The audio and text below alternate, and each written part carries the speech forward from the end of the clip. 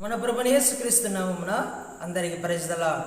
నేటి హెబ్రోను క్యాలెండర్ వాగ్దానము యోహాను సువార్త 14వ అధ్యాయము 12వ వచనము. నేను తండ్రి యొద్దకు వెలుచున్నాను గనుక నేను చేయు క్రియలు నా యందు విశ్వాసముంచువాడును చేయను, వాటికంటే మరి గొప్పయు అతడు చేయనని మీతో నిశ్చయముగా చెప్పుచున్నాను. ఈ మాటలు ప్రభువైన యేసుక్రీస్తు వారు సెలవిస్తున్నటువంటి మాటలు. నా యందు విశ్వాసం ఉంచితే, నేను చేసినటువంటి క్రియలు మీరు నమ్మితే, వీటికంటే గొప్ప కార్యములు మీరు చేసేటువంటి వారుగా ఉంటారు. నా యందు విశ్వాసం ఉంచాలి, నన్ను నమ్మాలి అని శిష్యులతో ప్రభువైన యేసుక్రీస్తు వారు సెలవిస్తున్నటువంటి మాటలు.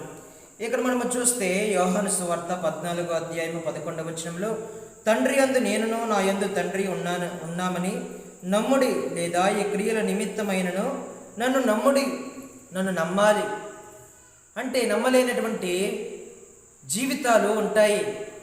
ఫర్ ఎగ్జాంపుల్, మనకు యూదా ఇస్కరియోతు తన యొక్క జీవితం ఈ అధ్యాయంలో రాయబడుతూ వచ్చింది. అతడు నన్ను ప్రేమించలేదు, నా మాటలను వినలేదు, నా ఆజ్ఞలను గైకొనలేదు, నా యందు విశ్వాసం ఉంచలేదని ఈ అధ్యాయంలో మనము చూస్తాము. యూదా ఇస్కరియోతు గురించి 14వ అధ్యాయము 22వ వచనంలో రాయబడుతూ వచ్చింది. శిష్యులతో అంటున్నటువంటి మాటలు అంటే, మీరు కూడా ఆ మాదిరిగా ఉండకూడదు, నమ్మాలి, నా యందు విశ్వాసం ఉంచాలి, మీ హృదయములను కలవరపడనీయవద్దు, నేను మీకు తోడుగా ఉంటాను, నన్ను ప్రేమించాలి, నన్ను ప్రేమిస్తే నా ఆజ్ఞలను కైకొంటారు, నన్ను ప్రేమిస్తే నా వాక్యమును ప్రేమిస్తారు. కాబట్టి ఈ ఉదయకాల సమయంలో మనము నేర్చుకోవాల్సినటువంటిది, దేవుని యందు విశ్వాసం ఉంచాలి. ఆవగింజంత విశ్వాసం ఉంచితే మనము అనేకమైనటువంటి గొప్ప కార్యాలు చేయవచ్చంట. ఇక్కడ ప్రభువైన యేసుక్రీస్తు వారు అవే మాటలు చెబుతూ ఉన్నాడు. నన్ను నమ్మాలి, నా యందు విశ్వాసం ఉంచువాడు మరి వీటికంటే గొప్ప కార్యములు చేస్తారని నేనే చెబుతూ ఉన్నాను, మీతో నిశ్చయముగా చెప్పుచున్నాను, ఖచ్చితంగా చెబుతూ ఉన్నాను. నా యందు విశ్వాసం ఉంచితే నేను చేసినటువంటి క్రియల కంటే, నేను చేసినటువంటి కార్యముల కంటే గొప్పవి మీరు చేసేటువంటి వారుగా ఉంటారు. ఫర్ ఎగ్జాంపుల్, మనకు మత్తయి సువార్త 14వ అధ్యాయంలో నీటి మీద పేతురు గారు నడిచేటువంటి ఆ సమయంలో ఎంతో విశ్వాసం కలిగినటువంటి వాడుగా ఉన్నాడు. అయ్యా, మీ వైపు చూసి నడుస్తూ ఉన్నాను అని అన్నప్పుడు, నడువు పేతురు అన్నప్పుడు నడవటము ఆరంభిస్తూ వచ్చాడు. తర్వాత గాలిని చూసి మునిగిపోసాగుతూ వచ్చాడు. చూడండి, భయపడుతూ వచ్చాడు. దేవుని వైపు చూస్తే విశ్వాసము కలిగినటువంటి వారముగా ఉంటే మనము చేస్తాము. అక్కడ పేతురు గారు తన యొక్క పని ఆరంభిస్తూ వచ్చాడు, కానీ అటు ఇటు తిరిగిపోవటం వలన తను సక్సెస్ కాలేకపోతూ వచ్చాడు. అదే ప్రభువైన యేసుక్రీస్తు వారి వైపు చూస్తే నీటి మీద నడిచేటువంటి వాడు. అదే అపొస్తలుల కార్యములు 5వ అధ్యాయంకి వచ్చేసరికి మనము చూస్తూ ఉంటాము, పేతురు నీడ తాగితే అనేక మంది స్వస్థత పొందుతూ వచ్చారు. ఎంత అద్భుతమైనటువంటి కార్యం అండి! దేవుడు అనేకమైనటువంటి కార్యాలు చేయటానికి దేవుడు తన బిడ్డలకు ఇస్తూ వచ్చాడు. కానీ మనమే విశ్వాసములో అల్ప విశ్వాసములుగా ఉంటాము, విశ్వాసము లేనటువంటి వారముగా ఉంటాము. నమ్మాలి, నన్ను నమ్మాలి. మార్కు సువార్త 9వ అధ్యాయం 23వ వచనంలో, నమ్ముట నీ వలనైతే నమ్మువానికి సమస్తము సాధ్యమే. నమ్మాలి, అపనమ్మకము ఉండకుండా తీసివేయి ప్రభువా అని మనం అడుగుతూ రావాలి. ప్రభువా, నాకు అపనమ్మకము ఉండకుండా ప్రతి విషయంలో నమ్మకముగా ఉండటకై మీ యొక్క వాక్యముతో నన్ను ప్రోత్సాహపరిచాయని మనము ప్రాధేయపడుతూ రావాలి, బ్రతిమలాడుతూ రావాలి. నమ్మాలి, నమ్ముట నీ వలనైతే నమ్మువానికి సమస్తము సాధ్యమే. ప్రభువైన యేసుక్రీస్తు వారి యందు విశ్వాసం ఉంచాలి. మనకు ఎబ్రీ రాసిన పత్రిక 11వ అధ్యాయం 6వ వచనంలో, విశ్వాసము లేకుండా ఉండట దేవునికి ఇష్టడై ఉండట అసాధ్యము. విశ్వాసం కలిగి ఉండాలి. అబ్రహాము దేవుని నమ్ముతూ వచ్చాడు, అది అతనికి నీతిగా ఎంచబడుతూ వచ్చింది. విశ్వాసులకు తండ్రిగా పిలువబడుతూ వచ్చాడు. దేవుని వైపు చూస్తూ వచ్చాడు, దేవుని వైపే నడిచినటువంటి వాడుగా ఉన్నాడు. విశ్వాసములకు కర్తయ్య దాన్ని కొనసాగించు అయినా ప్రభువైన యేసుక్రీస్తు వారి వైపు నడవాలి, ఆయన వైపు చూడాలి. అప్పుడు మనము ప్రతి దాని విషయంలో సక్సెస్ అవుతాము. మనము ఏదైతే అనుకుంటూ ఉంటామో ఆ కార్యాలన్నీ సఫలం చేస్తాడు దేవుడు. సఫలపరిచి మన యొక్క విశ్వాస జీవితమును అభివృద్ధి చేసేటువంటి దేవుడిగా ఉంటాడు. శిష్యులతో కూడా ఆ మాటలే అంటున్నటువంటి మాటలు. నన్ను నమ్మాలి, నా యందు విశ్వాసం ఉంచాలి. రెండు విషయాలు ఇక్కడ శిష్యులకు చెబుతూ ఉన్నాడు. నన్ను నమ్మాలి, నా కార్యాలను నమ్మాలి. అంటే నమ్మలేనటువంటి స్థితి. ప్రభుని యేసుక్రీస్తు వారు పక్కనే ఉంటూ యూదా ఇస్కరియోతు నమ్మలేనటువంటి వాడిగా ఉన్నాడు. ఆయనను నిజంగా నమ్మినటువంటి వాడిగా ఉంటే ఆయన అప్పగించేటువంటి వాడు కాదు.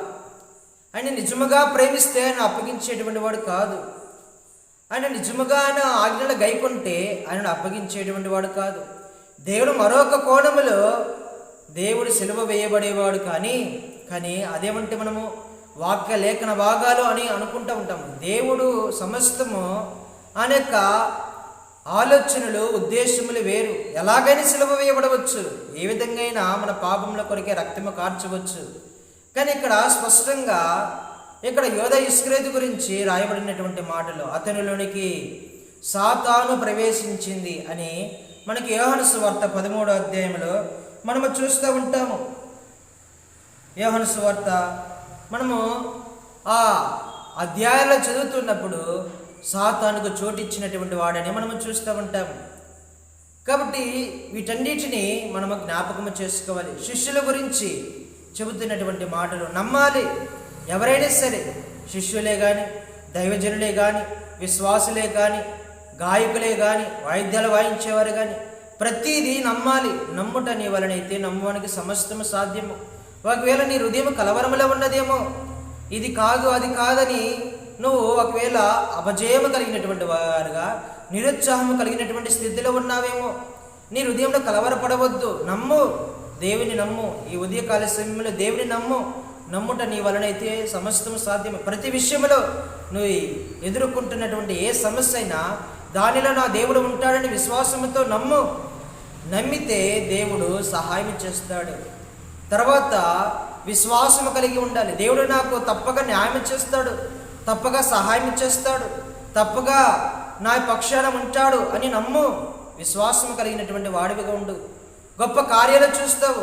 ఒకవేళ నువ్వే చేయవచ్చేమో, ఒకవేళ నువ్వే చూడవచ్చేమో. గొప్ప కార్యాలు దేవుడు మనకు చేసేటువంటి ఆధిక్యతనిస్తూ వచ్చాడు. నిశ్చయముగా చెప్పుచున్నాను, కానీ విశ్వాసం ఉంచాలి. అక్కడే మనము పడిపోతామన్నాం.